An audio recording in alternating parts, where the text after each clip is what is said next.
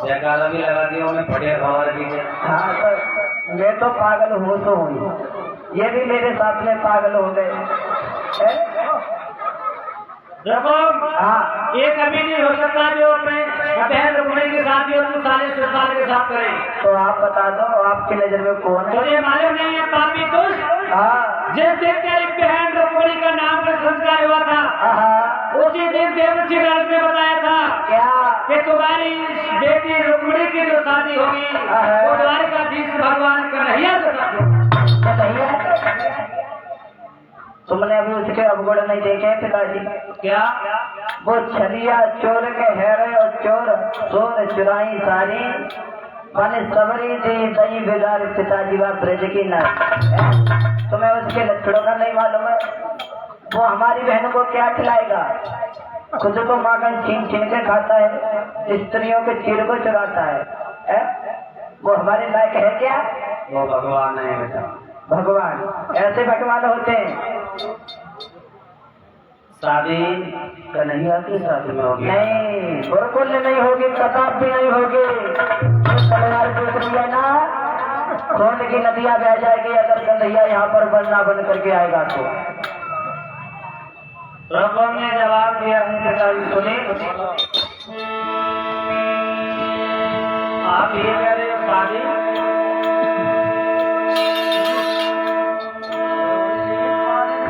शादी अगर होगी तो मेरे साले जसपाल के साथ होगी वरना किसी के साथ नहीं। अगर कन्हैया या दूल्हा बन करके आया तो यहाँ पर खून की नदियां बह जाएंगी, तलवारें चल जाएंगी। तो तुमने जवाब दिया सुनो पिताजी।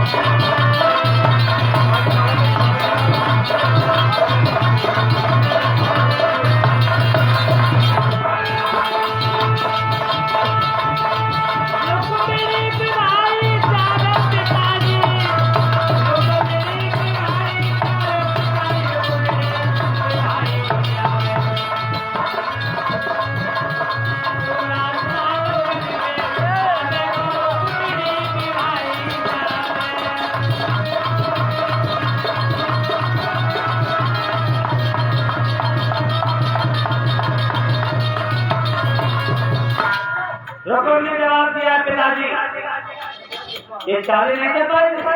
अगर ये शादी पक्की हो गई तो यहाँ पर खून की नदियां बह जाएगी। खून की नदियां इतना कह के वो रसूल चला गया। रुक्मिणी आंगन में बैठी आंखों से आंसू बहा रही है।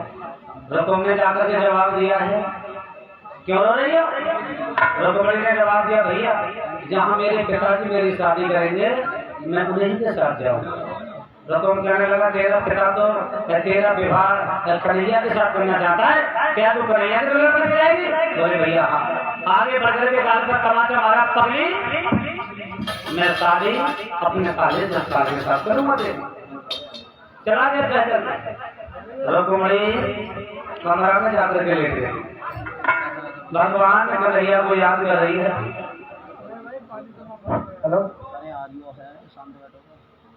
पंचम रघुवंशी काव्य रघुवंशी सनोप त्रिलोक सिंह नेताजी ये कथा में 50 रुपए दान करते हैं। धर्मवीर सिंह चौहान कालेवाला ये कमेटी के लिए 100 रुपए दान करते हैं। ललित चौहान पुत्र श्री दिनेश लाला जी ये कथा में 20 रुपए दान करते हैं। ये प्याऊ 20 रुपए। लक्ष्मी देवी पत्नी श्री जगजीवन सिंह कालेवाला ये कथा में 40 रुपए दान करते हैं। हेमवती देवी बसई ये कथा में 20 रुपए दान करती हैं। सारिका चौहान ठाकुर द्वारा ये कथा में 50 रुपए दान करती हैं। रिंकू पाल ये कथा में 20 रुपए दान करते हैं। धन्यवाद। बोली वृंदावन बिहारी लाल की। आज रुक्मिणी कमरा में जाके लेती, और जब कमरा में जाकर के लेती तो भगवान कन्हैया को याद कर रही है, श्याम मेरा भैया मेरी शादी अपने साले शिवपाल के साथ करना चाहता है, मैं किस प्रकार से जाऊंगी दुल्हन बन के? भगवान कन्हैया को याद करती करती उस दुखिया को नहीं था। और सच तो यह है कि जो भी भगवान को सच्चे हृदय से पुकारता है भगवान उनकी सभी मनोकामना को पूर्ण करते हैं। रुक्मिणी भगवान को याद करे।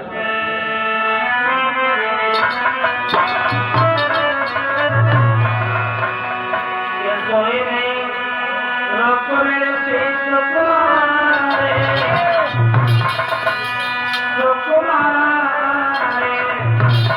और सपने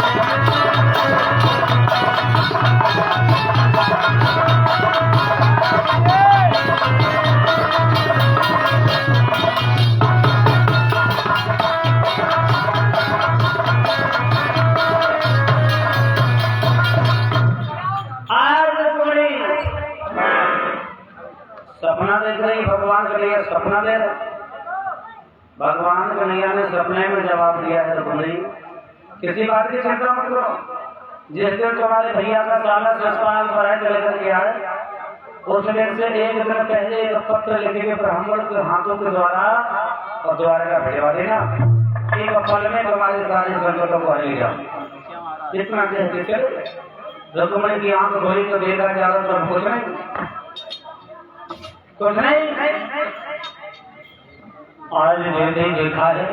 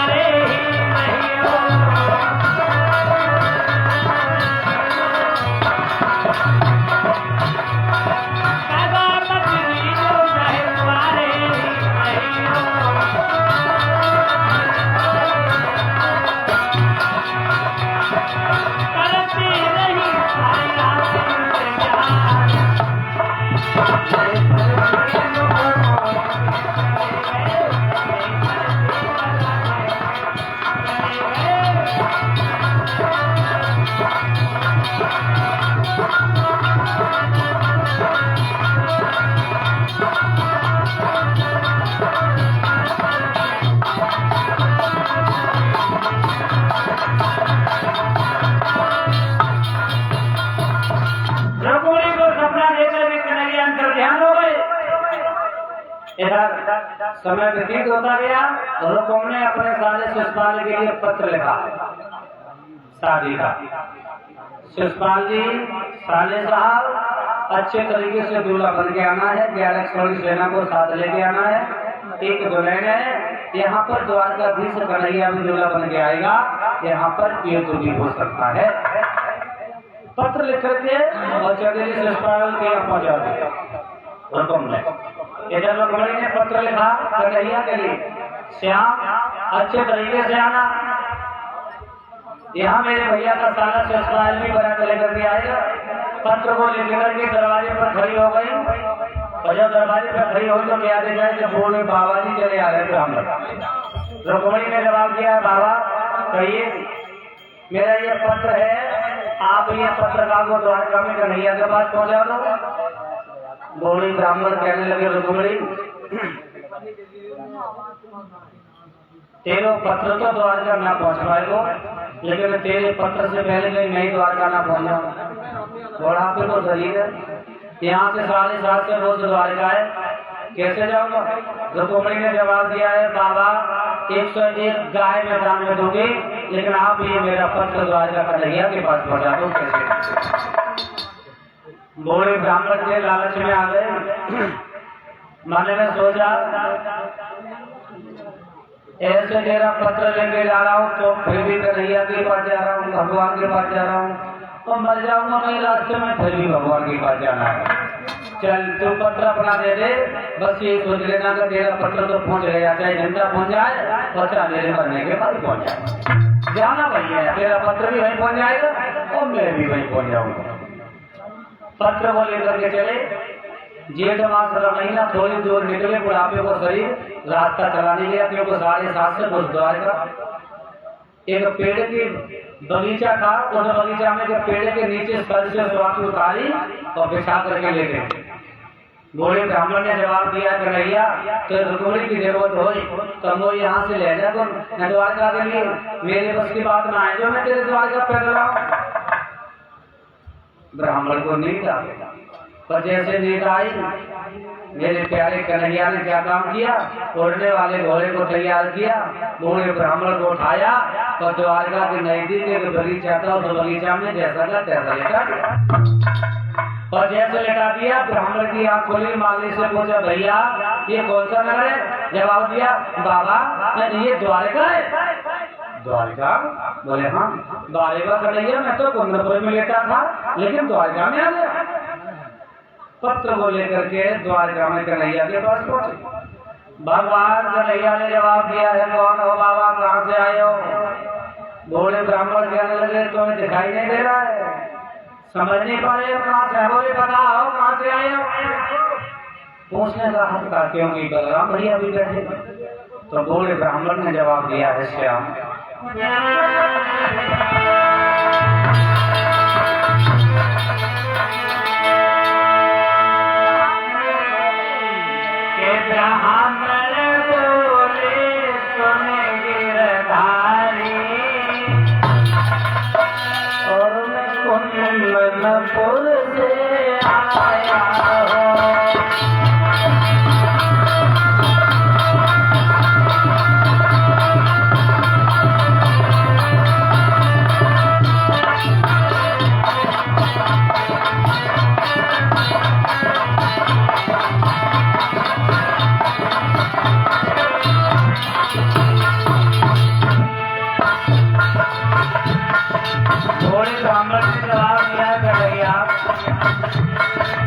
कुंदनपुर से आया बोले हाँ।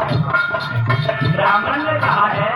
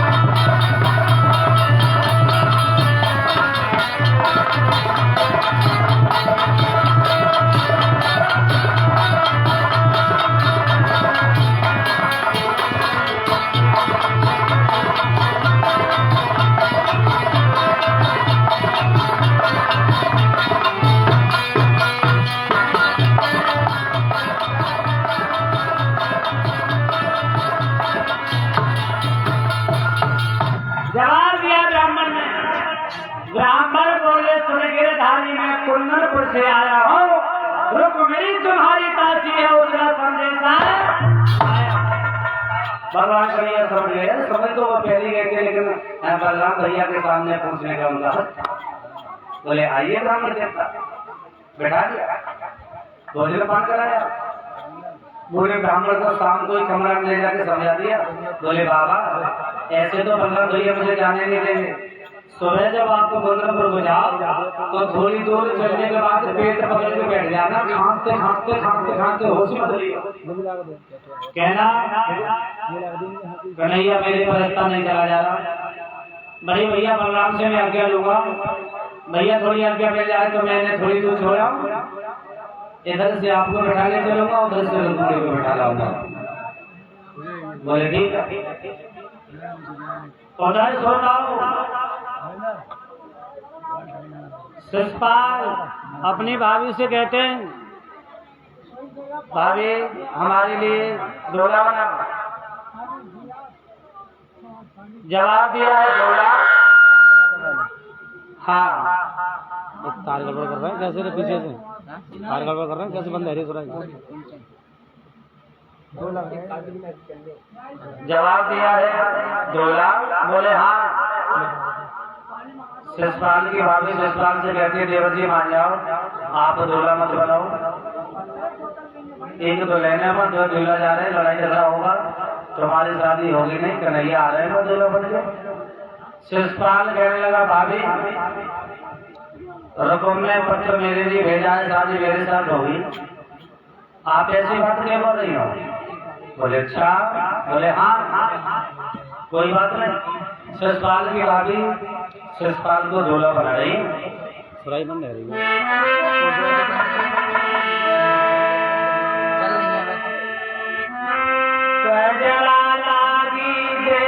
भूपति में दिखाई नहीं बच्चा, कछु थारी आई नहीं गीत कछु बचाई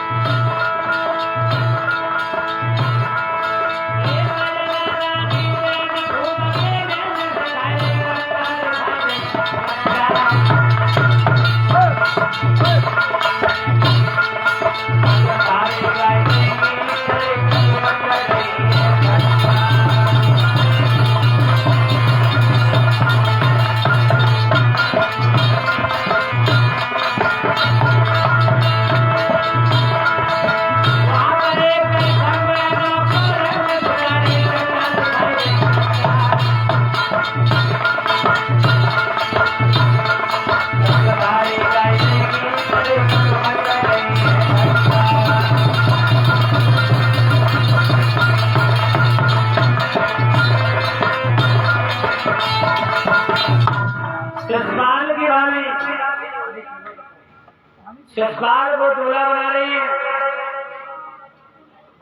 ऐसा ही नहीं दोस्तों, शिषपाल की भाभी ने शिषपाल से बहुत मना किया लेकिन नहीं माने। उधर से भगवान कन्हैया पूरे ब्राह्मण को बिठा करके रथ में गोधरपुर के नजदीक आए। बाहर एक कात्यायनी मैया का मंदिर था, उस मंदिर के बराबर में रथ को रोक दिया। उधर से शिषपाल 11 स्वर्ण सेना को लेकर बरात को लेकर के और गोधरपुर के लिए आया। भगवान कन्हैया ने बूढ़े ब्राह्मण से जवाब दिया, जाओ और कुमड़ी से कह दो भगवान कन्हैया मरद मंदिर के पास रखा हुआ आ जाए। बूढ़ी ब्राह्मण ने जाकर के बताया तो कुमड़ी ने पूजा का बहाना बनाया, संग की सहेलियों को साथ लिया और भगवान कन्हैया के रथ के पास में पहुंच गए। आप भगवान कन्हैया देखने लगे, न जाने कौन सी कुमड़ी है सभी में, न कोई काली, न कोई गोरी, न कोई मोटी, न कोई पतली। रुक्मणी को काफी देर हो गई। रुक्मणी ने मन में विचार किया, कन्हैया पर पहचान नहीं हो रही। जिस कलाई में कंगन बना हुआ था वो हाथ सीधा कर दिया। भगवान कन्हैया ने रुक्मणी की कलाई को पकड़ के रथ में बैठा दिया। संग की सहेलियों ने जाकर के अपने मन में शिकायत की, अम्मा का जब हो गया रुक्मणी बुआ तो न जाने कैसे संग चलेगी, किसी को बारात आ रही है। गांव में रुकुम को जाके मालूम पड़ा, शिषपाल भी आ गए। रुकुम कन्हैया के रथ के पीछे गया और उल्टी सीधी गाली देने लगा, अगर तेरे माँ का दूध पिया तो ये चुकर ये तुम्हें जीत गया तो रुक्मणी को ले जाना, रुक्मणी को ले मत जाना। भगवान कन्हैया ने जवाब दिया है, रुक्मणी तुम्हारे भाई रुकुम से 2 मिनट युद्ध कर लूं, ये बहुत उल्टा सीधा बोल रहा है। भगवान कन्हैया ने रथ को रोक करके रुकुम से युद्ध किया। युद्ध करते रहे। कन्हैया ने रुकुम को जमीन पर डाल दिया। रुक्मणी से जवाब दिया, रुक्मणी कहो तो इसे मार दो जान से। दोनों हाथों को जोड़ करके जवाब दिया है, श्याम मेरा मांझाया भैया है, समय समय पर हर बहन को अपने भाई की याद आती है। छोड़ दो, ये मेरा मांझाया भैया है, छोड़ दो इसे, चलो। रुक्मणी ने जवाब दिया, हेलो वीरेंद्र चौहान माधोवाला, ये 50 रुपए देते हैं। जतीन चौहान, दिनेश सिंह लाला, ये 10 रुपए दान में देते हैं। नरेश प्रधान कालेवाला, ये 20 रुपए दान में देते हैं। अमित पाल सन ऑफ कैलाश सिंह, ये कमेटी को 100 रुपए दान में देते हैं। भुवनेश पाल सन ऑफ कालेवाला, केवल सिंह 20 रुपए दान में देते हैं।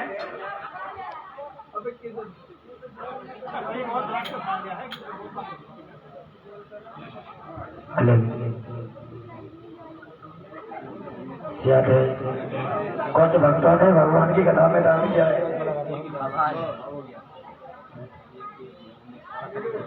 20 रुपए का दान किया है भुवनेश पाल सिंह सराफ केवल से। ये भक्त भगवान की कथा में दान करते हैं भगवान को।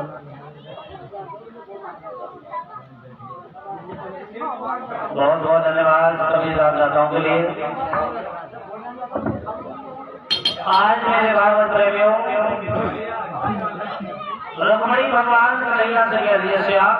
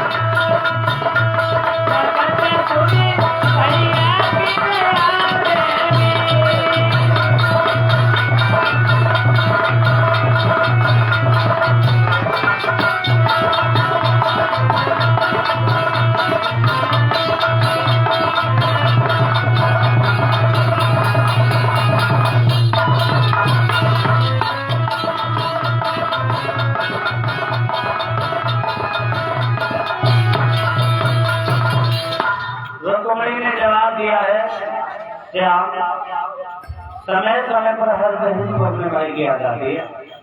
छोड़ो, मेरा मान आया भैया है, इसे क्या भगवान कन्हैया ने रुक्मणी को छोड़ दिया, और जब छोड़ दिया रुक्मणी को लेकर के द्वारका में आए, और द्वारका में आकर के रुक्मणी के साथ में भगवान कन्हैया ने विवाह किया। बोले कृष्ण भगवान की ताली बजा करके 2 मिनट भगवान का गीत में बोले।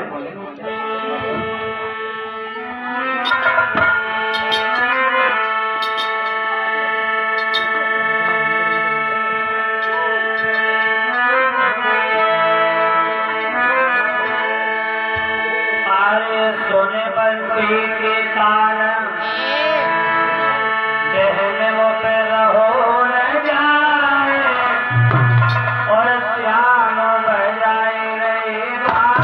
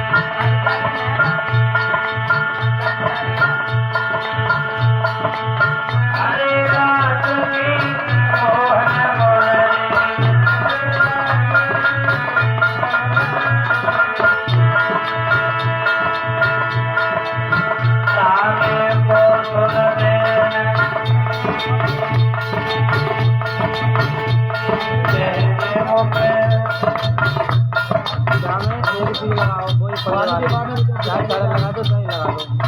अभी ले जाओ, जब भी आइए, जब भी हो, जब भी हो जाओ। सामने को सुनते कहने पे हो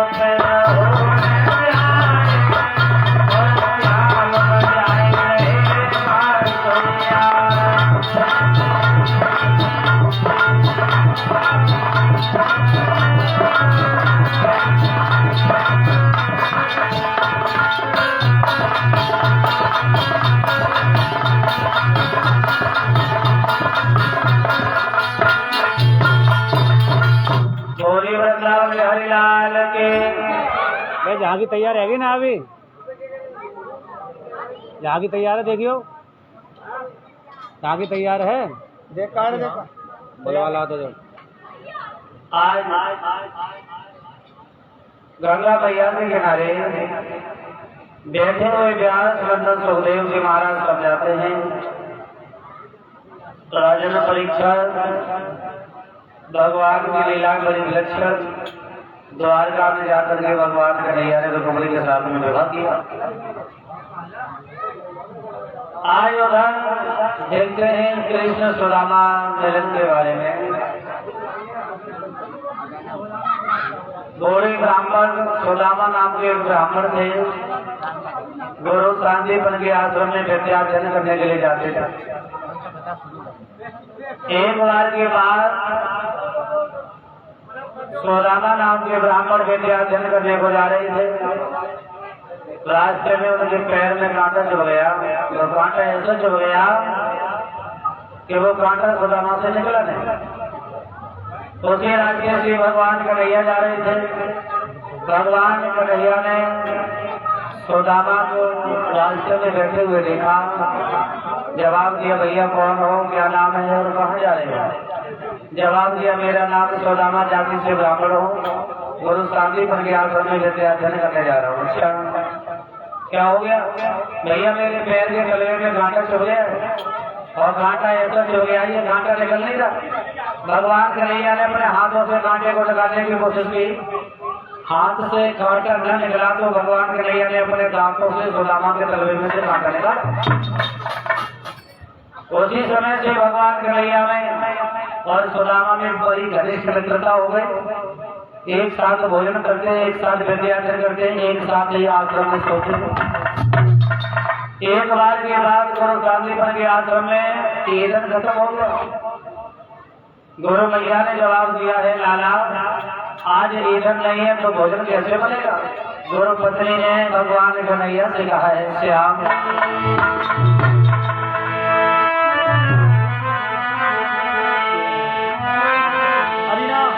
गुरु पत्नी बोली मोहन से,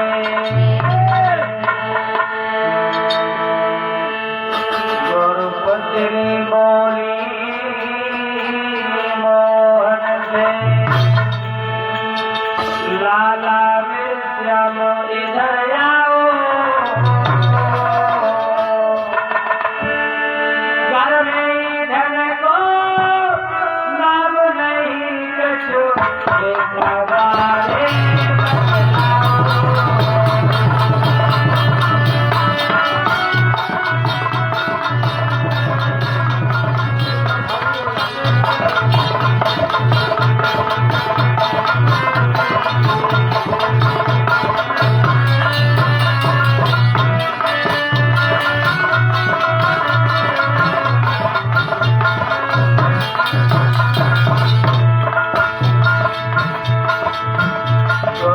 पत्नी बोली मोहन से, लाला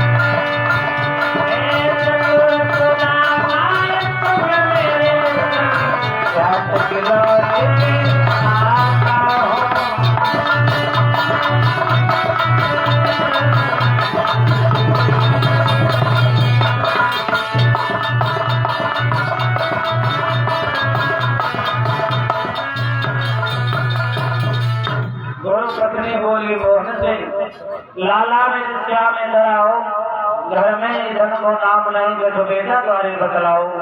मोहन बोले चिंता मत रहे जंगल को दौड़े जाता हूँ। है चतुर सुदामा संग मेरी संध्या तक लौट कर आता हूँ। बोले चिंता न करे, अभी जाते हैं हम दोनों भाई। सुदामा नाम के ब्राह्मण मेरे साथ हैं और लकड़ी तोड़ के लाएंगे, सूखी सूखी पर खाना बना। आज मेरे भागवत प्रेमियों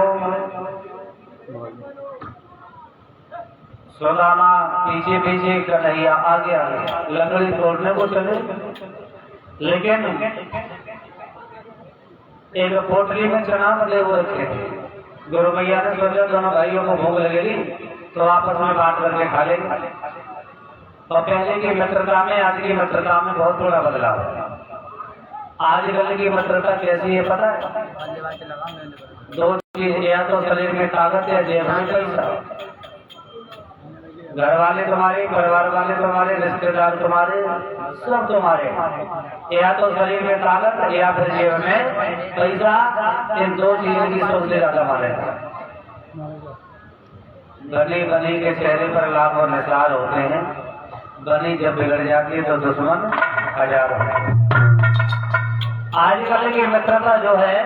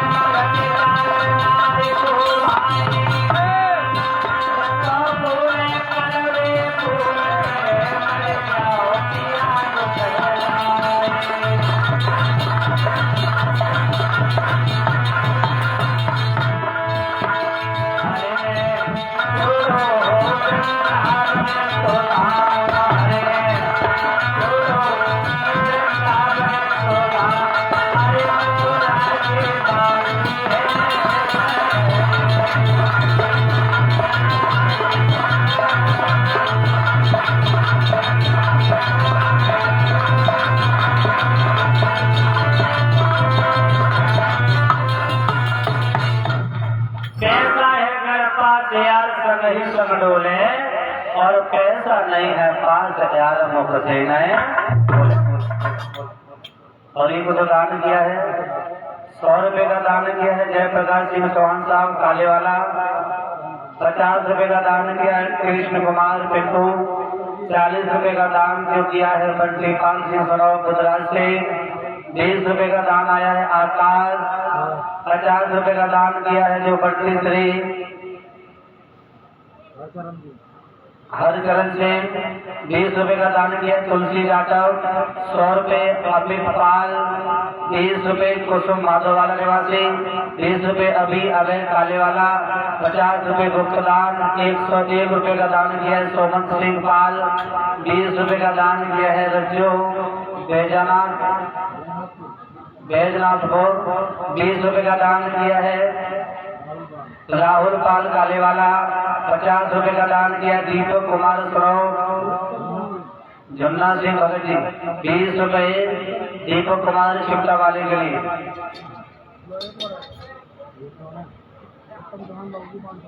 उत्तम कुमार बाबूजी उत्तम चौहान। और ये 501 रुपए का दान भागवत कथा में जो किया है उत्तम सिंह चौहान काले वाला निवासी। भगवान की कथा में दान करते बहुत बहुत धन्यवाद। भगवान को करते बोले भाग्य लाल की। गुरु मैया ने थोड़े से चना रखे होते पोटली में बांध कर सुदामा से जवाब दिया है लाला ये थोड़े से चनाएं ले जाओ, जब भूख लगे तो आपस में दोनों भाई बांध करके खा ले। बोले ठीक है। चले गए बियावान जंगल में पहुंचे। एक पेड़ के नीचे खड़े हो गए। भगवान कन्हैया ने जवाब दिया भैया ऐसा करो तुम ऊपर चढ़ जाओ, लकड़ी तोड़ तोड़ के जमीन पर डालते रहना और मैं नीचे लकड़ियों को इकट्ठी करता रहूंगा। सुदामा कहने लगे भैया मेरे पर पेड़ पर चढ़ना नहीं आता है, ऐसा अगर तू ऊपर चढ़ जा मैं नीचे लकड़ियों को इकट्ठी करता रहूंगा। भगवान कन्हैया पेड़ के ऊपर चढ़ गए। सुदामा नीचे लकड़ियों को इकट्ठी कर रहे हैं। भगवान कन्हैया लकड़ियों को तोड़ तोड़ के जमीन पर डाल रहे हैं। लेकिन कुछ समय के पश्चात क्या देखा, घनघोर आंधी, तूफान, बादल, बिजली चमकने लगी।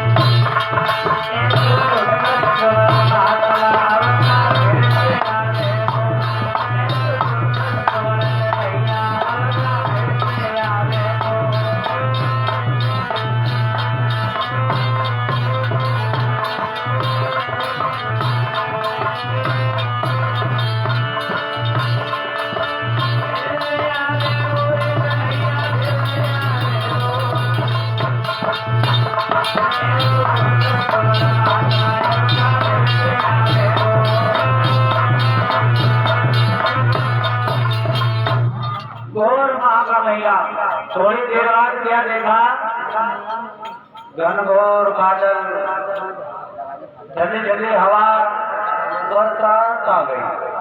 बरसात आ गई तो कन्हैया से सुदामा कहने लगे, भैया बरसात आ गई। कन्हैया कहने लगे, मैं तो ऊपर पत्तों में छिपा जाता हूँ और तुम नीचे वृक्ष की घुलाने में बैठता। कन्हैया पत्तों में छिप गए और सुदामा नाम के ब्राह्मण नीचे वृक्ष की घुलाने में बैठे। काफी देर वर्षा होते हो गई, सुदामा को भूख लगने लगी। अब उन्होंने चनों की पोटली को खोला, देखा, मन में सोचने लगे अगर कन्हैया को इनमें से दूंगा थोड़े से चना है, मैं भूखा रह जाऊंगा। इसलिए कन्हैया को तो मालूम है नहीं, लाओ इन चनों को चुपचाप में छाप लेता हूँ। और चना कोई ऐसी चीज है ना जो चुपचाप रजाई में मुंह बंद करो और चाप जाओ।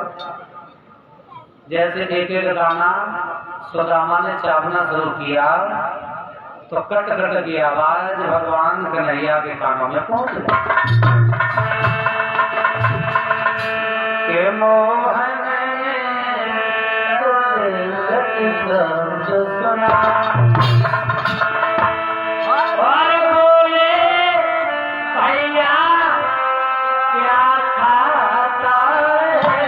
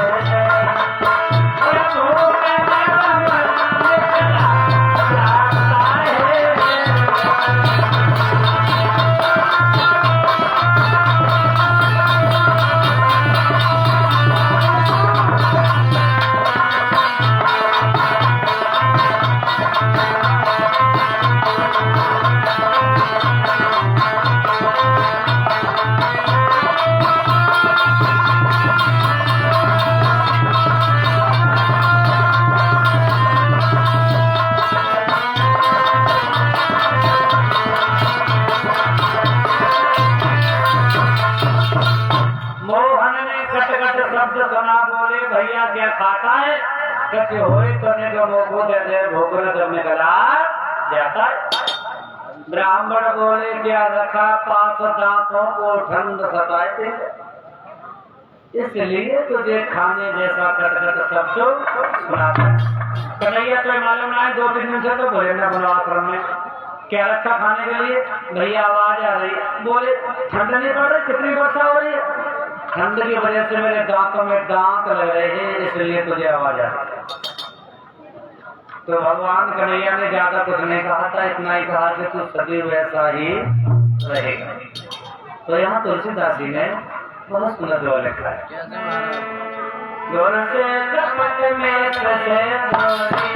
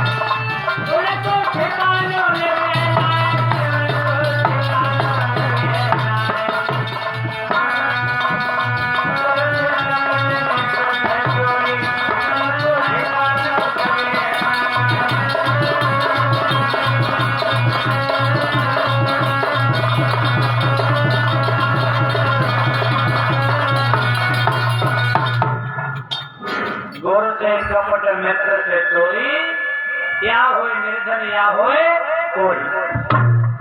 लकड़ी तोड़ करके चले आए, आश्रम पर आए, विद्या को अध्ययन किया, और जब विद्या को अध्ययन किया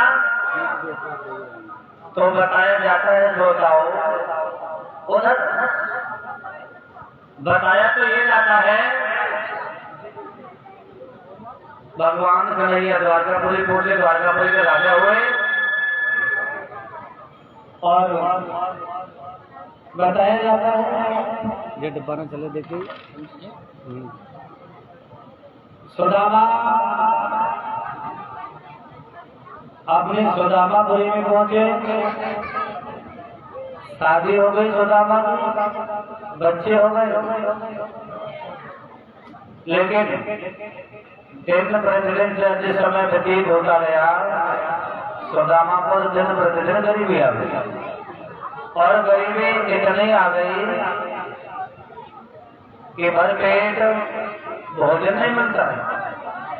बच्चे एक एक दिन नहीं, 2-2, 3-3 दिन भूखे प्यासे रहते हैं। सुशीला घर में भर पेट भोजन नहीं खाती। एक साड़ी है जिसे आधी साड़ी को पहन लेती है और आधी साड़ी को धो के सुखा लेती। बताया तो ये जाता है, प्रभु की लीला बड़ी अजब निराली है। दिनों पर दया करने वाले तीनों लोगों के नाम। सुदामा पर इतनी बड़ी गरीबी आ गई, इतनी बड़ी गरीबी आ गई कि भर पेट भोजन नहीं मिलता। गांव की गलियों में जाकर के आवाज लगाते हैं, कोई भिक्षा डालने के लिए भी तैयार नहीं। विधाता गरीबी किसी पर न आए, गरीबों को दुनिया दुनिया तो कर लगाती, सताए हुए दुनिया उनको सताती।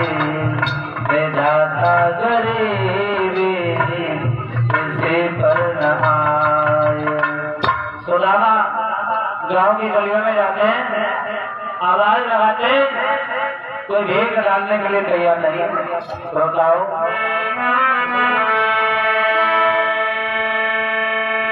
द्वारे द्वारे आज ब्राह्मण जी और दाता दाता चिल्लाते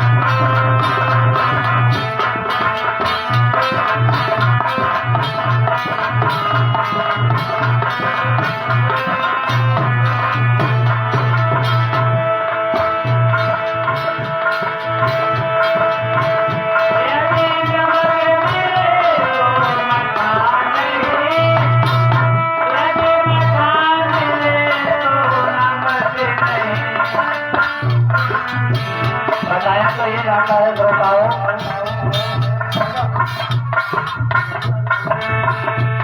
एक घर आना दो घर आने योगिया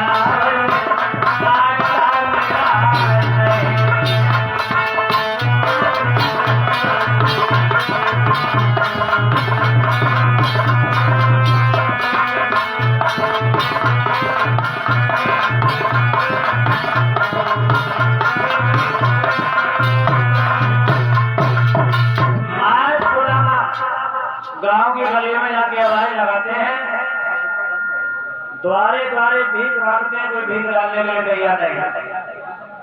जहाँ की तैयार है तो बुलाओ ना उसे।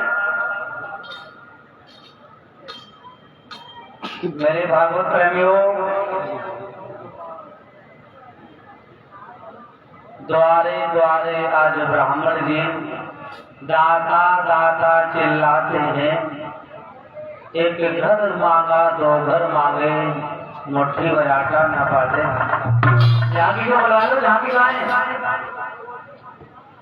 यदि नमक मिले तो मठा नहीं और मठा मिले तो नमक नहीं। एक घर घूमे दो घर घूमे, मुट्ठी भर आटा मिला। मेरे भागवत प्रेम में सुदामा पर इतनी बड़ी गरीबी आ गई, गांव की गलियों गलियों में जाकर जो भीख मांगते हैं, कोई भीख डालने के लिए तैयार नहीं। सुदामा लौट कर घर आ गए। सुशीला ने जवाब दिया, स्वामी कैसी बात कर रहे हो? ऐसा तो नहीं है कि आपने अपने पूर्व अपने जन्म में कभी आपसे कोई अधर्म हो गया हो, पाप हो गया हो? ब्राह्मण कहने लगे, मुझसे कोई पाप नहीं हुआ है। आपसे तो नहीं हो गया? बोले नहीं, मुझसे कोई पाप नहीं हुआ है। लेकिन सुदामा को कोई बात याद आ गई। हम गुरुकुल में पढ़ते, एक छोटी सी गलती तो हुई है। हम गुरुकुल में पढ़ते, बोला लो कुर्सी का कुर्सी डालो। कृष्ण मेरो से पाती है, एक दिन गए हम लेने लकड़ी, गुरु मैया ने चना दे, हमसे जा गई तुम दोनों खा लियो, मैंने अकेले चाव मिले। मोहन ने पूछी क्या खाए रहे हो मेरे, उल्टे जवाब दे, अपने शुभ कर्मों से कन्हैया द्वारकाधीश भई, अपने अशुभ कर्मों से भामने हम तो गरीब भई। आए लो बुढ़ापो मेरी प्यारी हाथ में और ले गई लाठी है, हम गुरुकुल में पढ़ते कृष्ण में रोज पाती है। सुशीला ने जवाब दिया है बात आपने और भगवान से और छल कपट कभी जीवन में कभी सुख मिलने वाला नहीं है। चले जाओ द्वारका के लिए जाओ, लेकर के कुछ बताना, केवल अपनी गलती की माफी मांग लेना। सुदामा एक तरफ से भड़क गई और जवाब दिया सुशीला क्या करिए चले जाओ, मैं बिल्कुल नहीं जाऊंगा।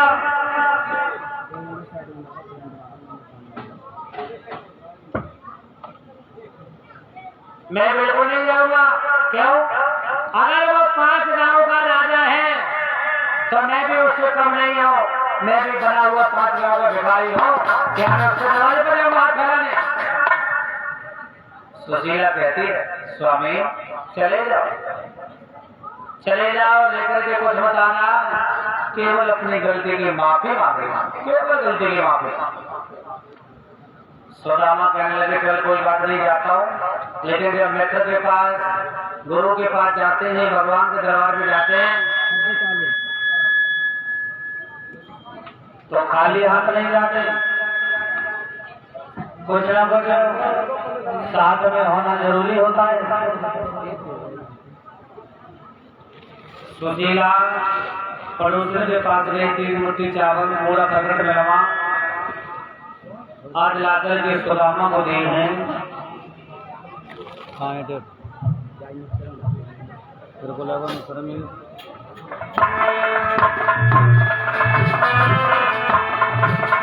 सुशीला कहती है स्वामी चले गइयो द्वारिका को सजना चले गइयो।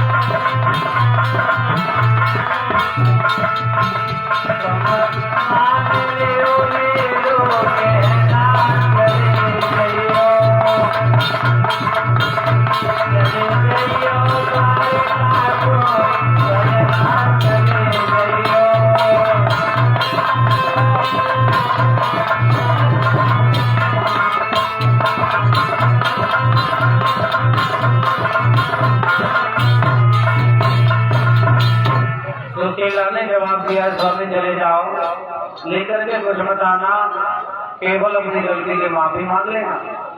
कहाँ है झांकी? कहाँ है? कितना टाइम लग रहा है झांकी में?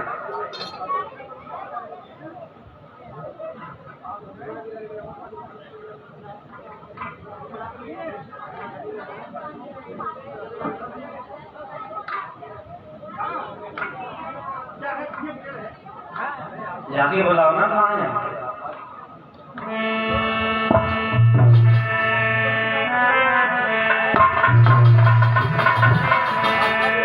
ब्रज में आई गई हो ओ मेरे नाच द्वारिका वाले ब्रज में।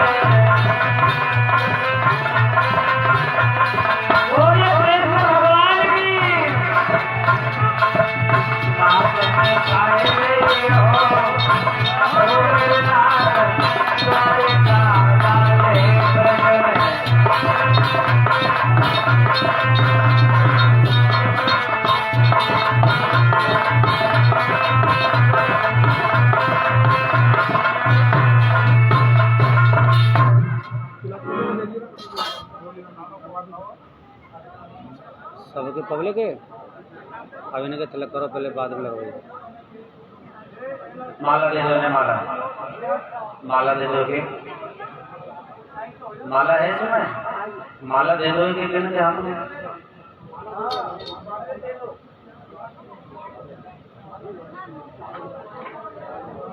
ओम सच्चिदानंद रूपाय विश्वपत्याय हेतवे तापत्रय विनाशाय श्री कृष्णा वयम नमो नमः। आमने सामने खड़े हो जाओ, डालो माला।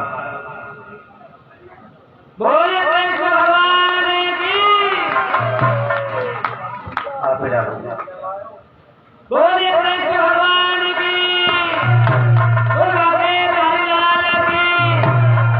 बेटा शाम बैठ जाओ कुर्सी पर। परीक्षक महाराज कहाँ हैं?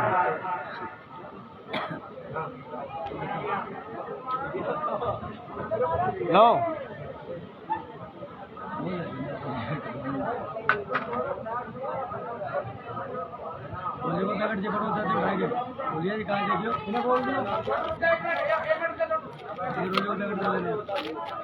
रोली खोल लो और पानी कब ला लियो पानी रोली खोलो इसमें और कृष्ण भगवान का रुक्मिणी का तिलक करो, कन्या डालो।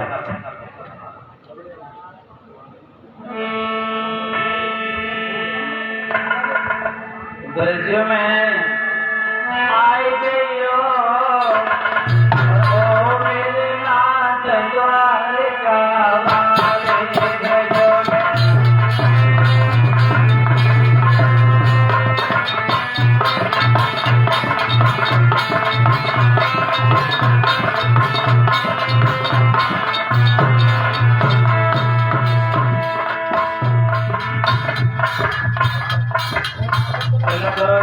जोड़ा के साथ में कन्यादान कृष्ण भगवान रुक्मिणी का कन्यादान लो। आगे आगे की बात है, कल लगा दी आवाज है। हाँ कन्यादान लो। कमेटी वाले जो भी कमेटी वाले हैं कृष्ण भगवान का रुक्मिणी का तिलक करें, कन्यादान में बैठ दो।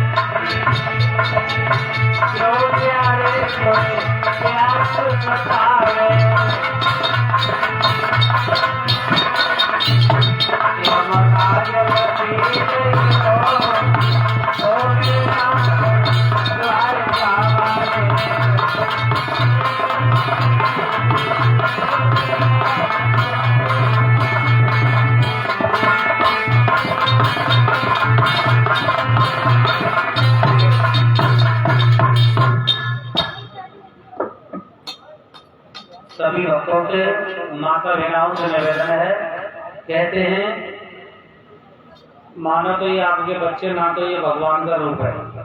आज की बात है कृष्ण रुक्मिणी स्वयं भगवान का रूप है। सभी माता बहनाओं से भाई बंधुओं से निवेदन है, सभी एक एक करके उठ के आए और कृष्ण रुक्मिणी का तिलक कन्यादान करें। सभी माता बहनाओं से भाई बंधुओं से निवेदन है, एक एक करके आए और सभी करें तिलक। और 20 रुपए का दान जो भगवान की कथा में दिया है उपपाल से, ये भगवान की कथा में दान करते हैं। बहुत बहुत धन्यवाद। भगवान को सभी भाई बंधुओं से निवेदन है, माता बहनों से सभी तिलक करें, कृष्ण रुक्मिणी का कन्यादान लें।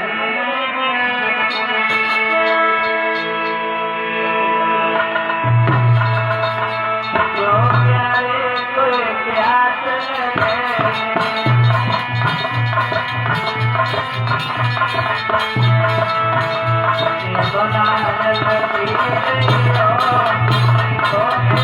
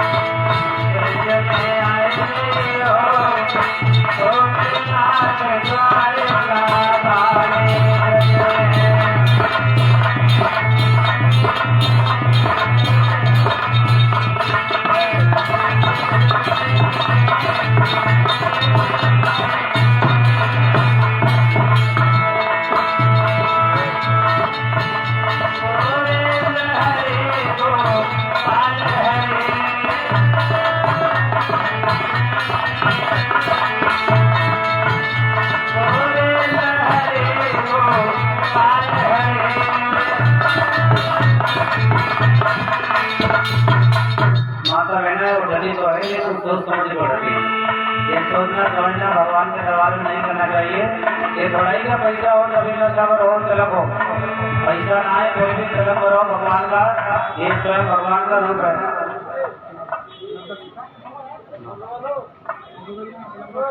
एक भी ना है मेरे पास, जब तो तुम्हें दे देगा उसको आए हुए।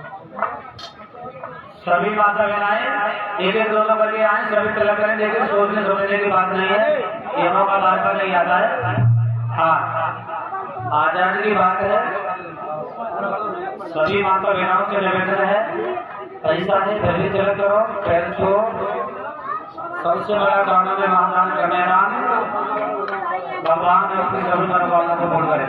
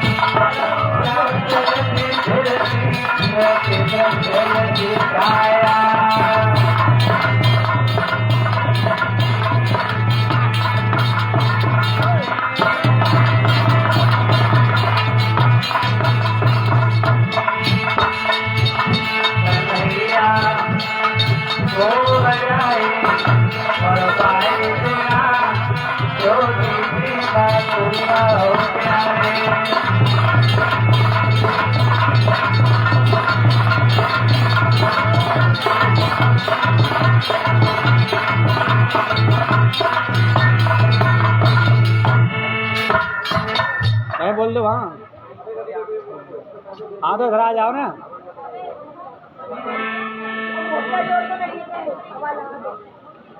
माता बहनाएं आराम से दो करके आए। ऐसे महाराज वो दीपक निकाल लो, उसमें से दीपक रख दो इधर। बोलो बोलो, भेजो।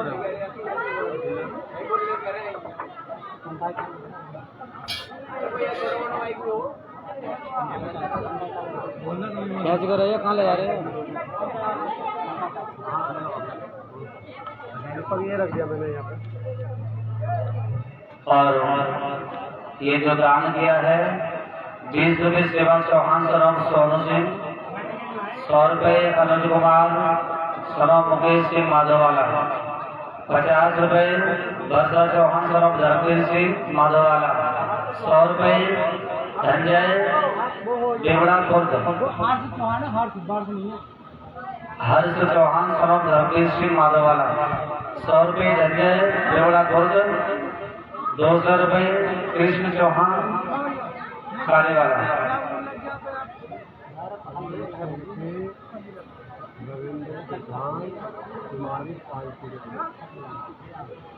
और ये 501 रुपये का दान हमारी गली में जो आया है श्रीमानी रविंद्र सिंह प्रधान जी, भगवान की कथा में 501 रुपये का दान करते ही बहुत बहुत धन्यवाद। भगवान भोलेनाथ भंडारी भरे रहे, माता रानी दया दृष्टि बनाए रखे, किसी बात की कमी न रहे। बोले शंकर भगवान की, बोले शंकर भगवान की। आराम से प्रेम से तिलक करेंगे सभी माता बहनाएं, जल्दबाजी न करें, आराम से तिलक करें, नमस्कार करें, अपने अपनी जगह बैठ जाए। कन्हैया खूब बजाई और बाई जना एक छोटी सी बात सुनिया को।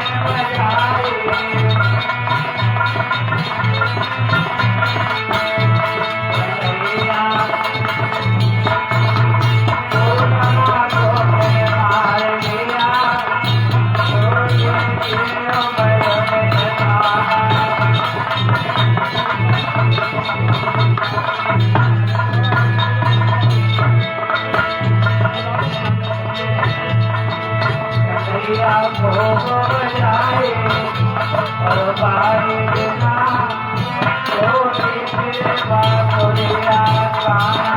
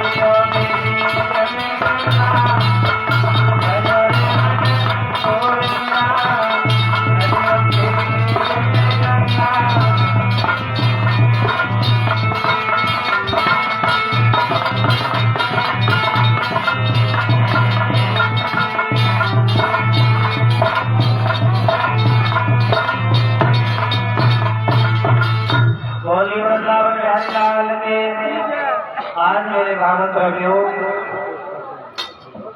उधर भगवान कन्हैया कुमारी का तिलक हुआ, इधर सूचेगा सुदामा कहते स्वामी द्वारका चले जाओ, लेकर के कुछ मत आना, केवल अपनी गलती की माफी मांग लेना। प्रभु आप द्वारका चले जाओ। सुदामा ने जवाब दिया है, मैं नहीं जा रहा। क्यों? मैं उसके सामने हाथ फैलाने जाऊंगा? मैं बिल्कुल भी नहीं जाऊंगा। ताली बजा करके एक छोटा सा कीर्तन और बोले, उसके बाद में सुदामा की झांकी बहुत सुंदर आ रही है। सभी ताली बजा करके बोले।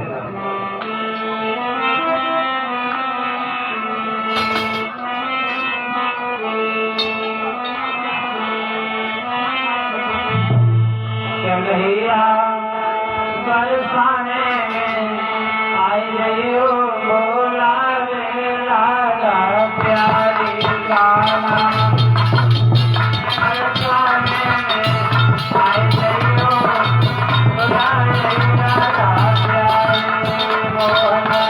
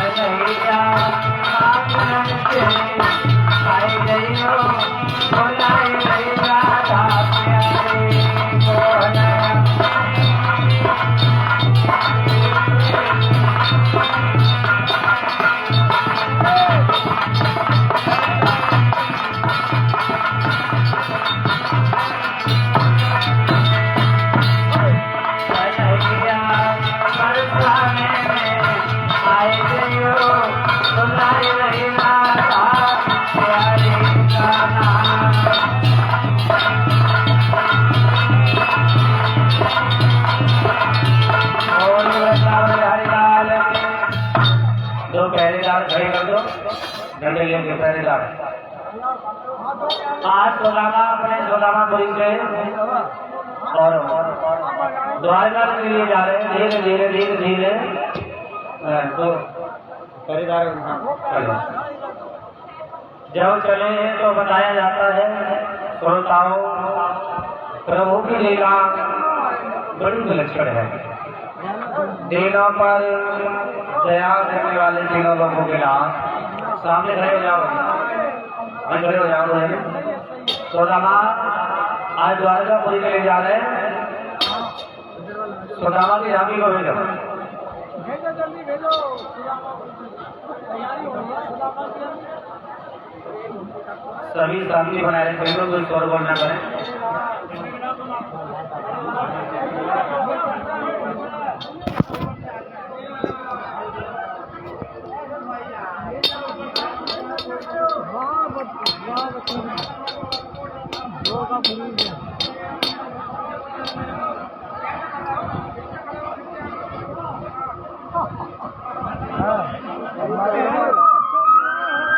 दिन का रौनक काट दी जगह